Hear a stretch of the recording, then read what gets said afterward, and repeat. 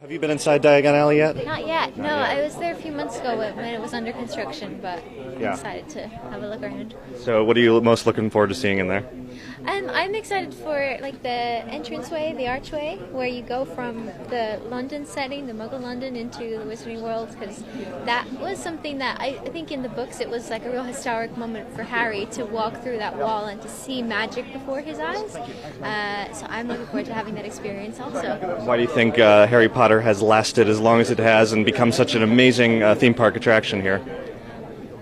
I think it's because, well, the characters really, like they're the heart of the story, and I know people are also entranced by the fantasy and the world that J.K. Rowling created, but it's because the characters, we love them so much and we relate to them so much, despite them being in this completely separate world from us, or just not, fantasy world that we don't experience. I think it's still that they are very human behind it. I think because I read a lot of fantasy, and there's just so much fantasy that it's interesting. It's like an escape, but it's not that you relate to it. And she's created something that is simultaneously an escape and relatable, and you have this connection. She had a quote where she said, "Fantasy isn't an escape from our world; it's an invitation to go deeper into it." And I think that's what Harry Potter is.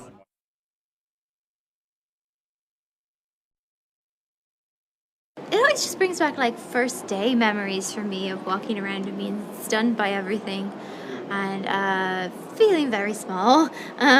This one for me, it brings back those scenes in the forest with the Thestrals. I love the Thestrals, and those little scenes where Harry got to know Luna and trust her and see her not as a crazy person. Yeah, that's what I think of. I think very simply for me, it's just family. Like, this is where I grew up and got to know myself and other people, and it's just something that saw me through my teenage years, like the books and then the movies, and it sort of symbolizes to me that you can be odd and uncomfortable but still find your place to fit in. Like, this is a universe of oddbods and eccentrics, and they all have their place. I am very happy and comfortable in the Harry Potter world, and I learned so much from a character, from Luna, about how to accept yourself and everything and love yourself, and I'd absolutely love to. I think Luna's story is really interesting, and she definitely took a different route. Like, the fact that she wasn't even in Cursed Child, obviously it speaks a lot that she's independent and would go and do her own thing and explore this vast magical universe. So I'd love to pick up wherever she is. Yeah, and I know she gets married to Newt Scamander's grandson, so she is part of that story, but I'm afraid I'll be old and wrinkly by the time that film comes around. Or maybe not old enough, because Joe likes to play with time, and if it's an old Luna, I'm available. I'm just saying. I was so excited to get a wand, and worked so hard at having the right gusto to say the spell, and nothing happened, and it was just, I always felt so silly. Like, there were all these people, these older people watching me, and I just felt silly, but they made it work. And by the second film, I was like, right, I need to put more into my spells. They look awesome.